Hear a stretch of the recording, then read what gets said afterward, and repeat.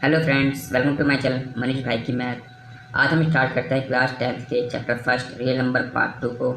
Part 1 में मैंने आपको इसके कुछ बेसिक्स रूल के बारे में बताया होगा, तो आज इस क्लास में मैं आपको बताऊंगा Euclid division lemma and Euclid division algorithm के बारे में।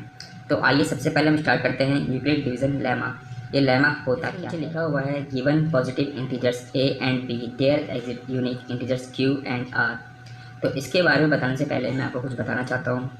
फ्रेंड्स, आपने बचपन में जो छोटी क्लास होती है उसमें आपने कुछ पढ़ा होगा, जैसे कि 11 को भाग करता हूँ अगर मैं 2 से, 2 5 जा 10। तो ये जो होता है इसे हम कहते हैं डिवाइज़र, जो कि भाग करता है किसी भी संख्या को।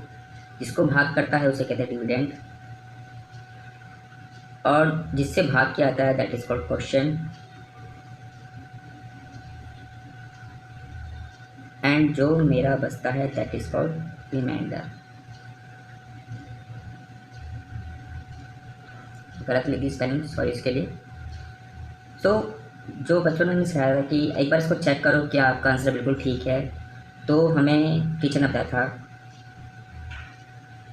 Dividend is equal to divisor multiply with quotient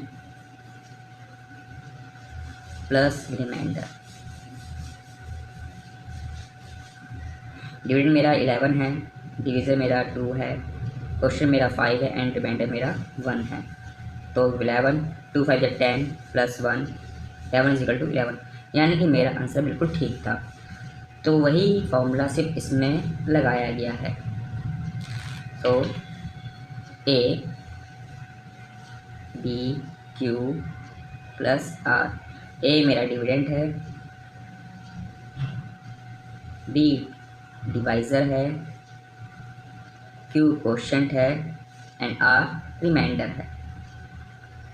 तो वही इसके अंदर अपनाया गया है, जिसमें नीचे ये भी बताया गया है जो आर है 0 से बड़ा या उसके बराबर होना चाहिए और बी से हमेशा छोटा ही होना चाहिए।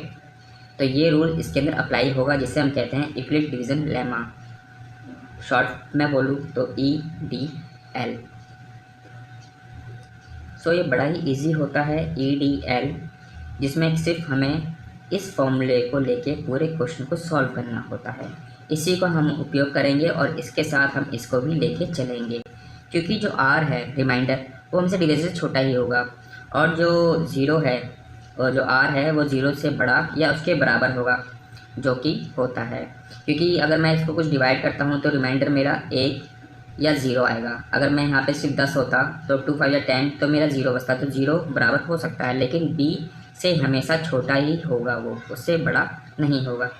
तो आइए कुछ क्वेश्चन सॉल्व करके देखते हैं, जिसके थ्रू आपको ये और इजी हो जाए।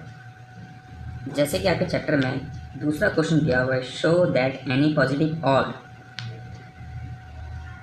All integers is of the form 6q plus 1 6q plus 3 6q plus 5 where q is some integers. तो आइए इस क्वेश्चन को कैसे सॉल्व करना है इसको मैं बताता हूँ आपको। जैसे कि मुझे दिया गया है 6q plus 1 6q plus 3 and 6q plus 5। According to EDL यानी कि यूक्लिड डिवीज़न लेमा के द्वारा ए, जिसमें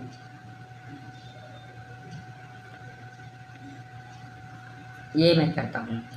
तो देखिए, अगर मैं इसके अकॉर्डिंग देखूँ इस क्वेश्चन को, पहले को उठाता हूँ मैं सिर्फ 6q plus 1 को PQ plus R, मुझे यानी कि डिवीज़र मिल गया है 6। मेरा डिवीज़र क्या हो गया? 6 मेरा डिवाइज़र हो गया। अब मैं इसके द्वारा इसको सॉल्व कर सकता हूँ। अब देखिए, उसने पहले ही बोला है, अगर मैं इस क्वेश्चन को देखूँ जो ये जैसे क्वेश्चन अंदर बोला गया है, जो इस थ्योरम है, जो R है B से हमेशा छोटा होगा, यानी कि 6 से छोटा। तो 6 से छोटा कौन कौन सी वैल्यू है हमारे पास? 0 1 2 3 4 एंड 5, यानी कि मेरी ये रिमाइंडर है मेरे पास। तो R B क्या हो गया मेरे पास? 0 1 2 3 4 5 and A be any positive integers, ये कोई भी इंटीजर्स हो सकता है, मुझे नहीं पता क्या होगा, लेकिन कुछ भी हो सकता है। एक एनी कोई भी एक नंबर हो सकता है, वो भी पॉजिटिव होगा। और जो ए है वो डिवाइड हो रहा है किससे, 6 से। क्यों? क्योंकि 6 ऑलरेडी डिवाइजर में है, तो वो 6 से ही डिवाइड होगा। तो आइए सबसे पहले मैं क्वेश्चन उठाता हूँ 6³ + 0 को।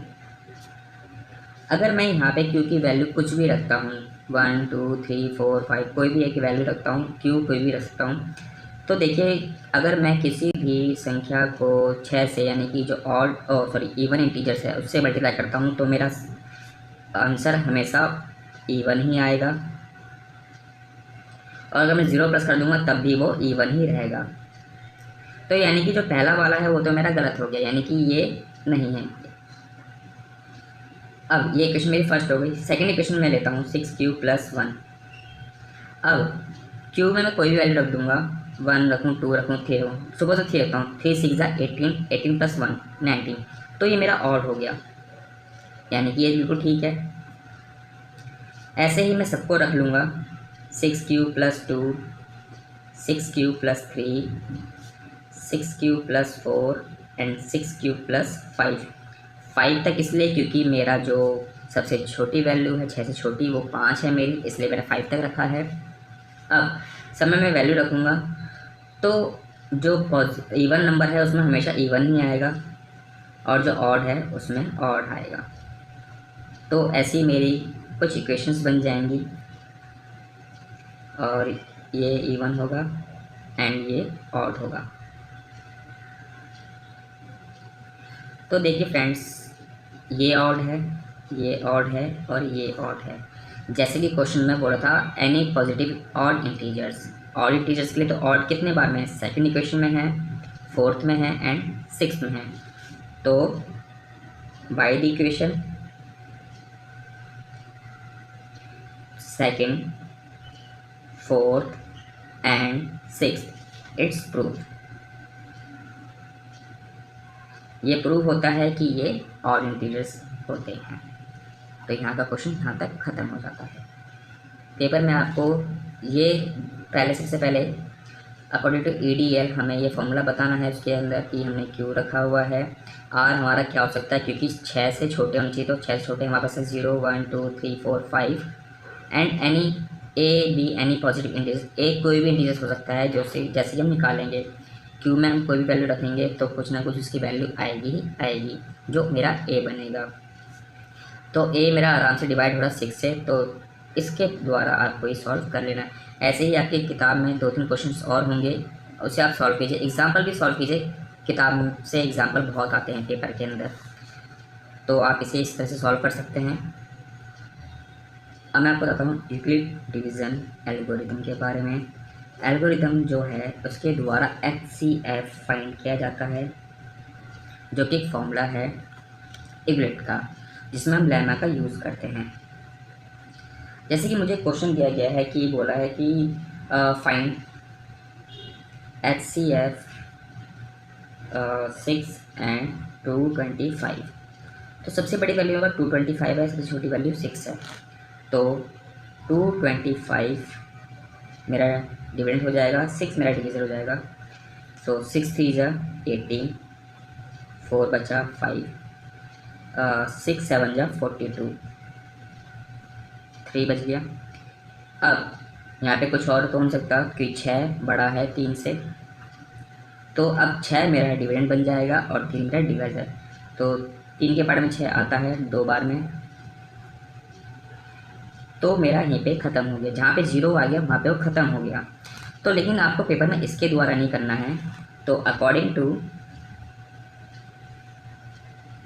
EDL क्या था आपको पता होगा, सॉरी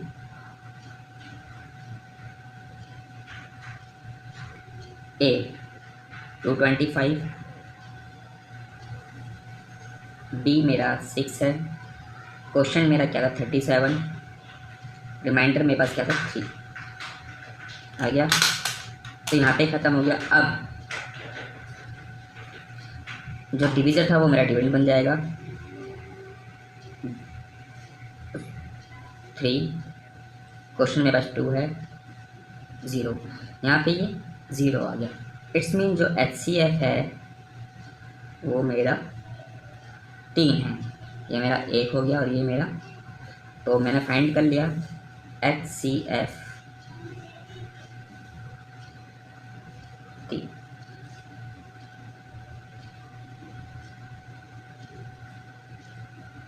आज के लिए बस इतना ही। Thank you. अगर आपको वीडियो पसंद आई हो तो प्लीज़ लाइक एंड सब्सक्राइब ज़रूर कीजिए। इसके आगे पार्ट में मैं आपको और भी क्वेश्चंस को सॉल्व करके दिखाऊंगा, जिसके द्वारा आके और क्वेश्चन आसानी से सॉल्व हो जाएंगे। तो क्वेश्चन को आप घर में बैठ के आराम से सॉल्व करने की कोशिश